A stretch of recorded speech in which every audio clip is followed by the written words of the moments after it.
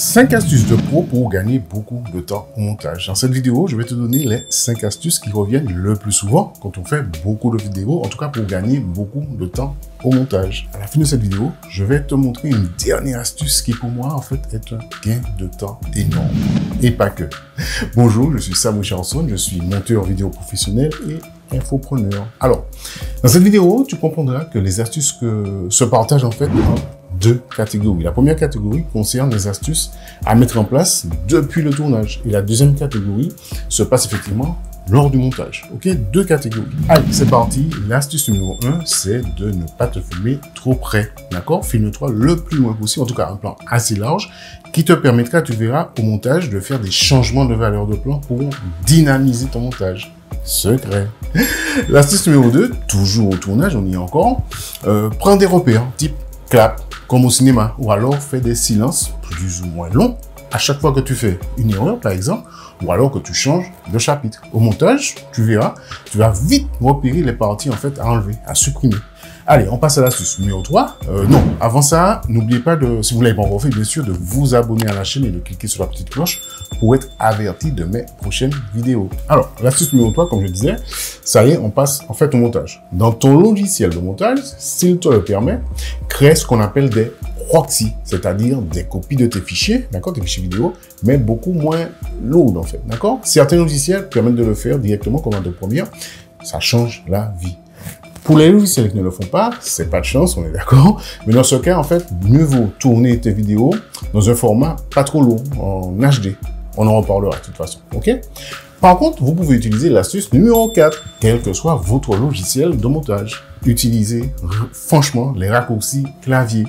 En général, juste en posant la souris sur un des outils du logiciel, on voit quel est le raccourci qui se rapporte, quel est le raccourci du clavier qui lui correspond. Prenez la simple habitude de les utiliser. Vous verrez, c'est un vrai gain de temps. Certains logiciels comme Adobe Premiere Pro, vous l'avez compris, vous permettent de les configurer comme bon vous semble. C'est pas obligatoire. Ok? Allez, pour finir, l'astuce numéro 5, suivez une procédure étape par étape. C'est la meilleure, franchement, astuce que je peux vous conseiller. Vraiment. Une méthode que vous allez petit à petit vous approprier. D'accord? Et vous verrez que ce sera de plus en plus évident pour vous et facile de faire vos montages les uns après les autres sans perdre de temps. Vous serez beaucoup plus rapide en suivant une procédure. Allez, on récapitule. L'astuce numéro 1, ne pas te filmer trop près. Un beau plan large et c'est parfait. Yes.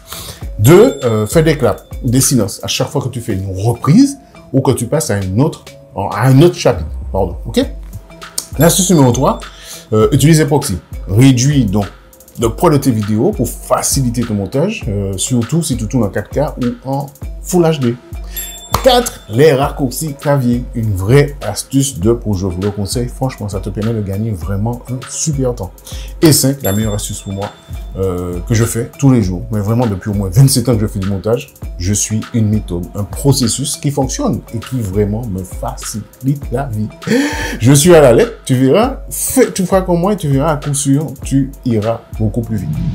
Maintenant, je voulais vous parler d'une petite astuce qui fait pas l'unanimité, mais moi, je l'ai adoptée depuis quelques temps déjà, depuis longtemps d'ailleurs, depuis le début, qui me fait gagner un temps fou. C'est l'utilisation de prompteurs. Et oui, ça me permet de ne pas m'éparpiller dès le tournage. Donc, je gagne beaucoup de temps au tournage, je fais plusieurs vidéos à la suite, et automatiquement, je gagne autant de temps au montage, puisque j'ai moins d'erreurs, donc j'ai moins de déchets, en fait, à supprimer, tout simplement.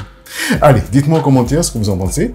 D'ailleurs, quelle astuce vous utilisez, vous, pour gagner du temps, si vous en faites, ok? Si cette vidéo vous a plu, laissez-moi un petit pouce vers le haut, ça me fera toujours plaisir. Et n'oubliez pas de vous abonner. Allez, je vous dis à la prochaine vidéo.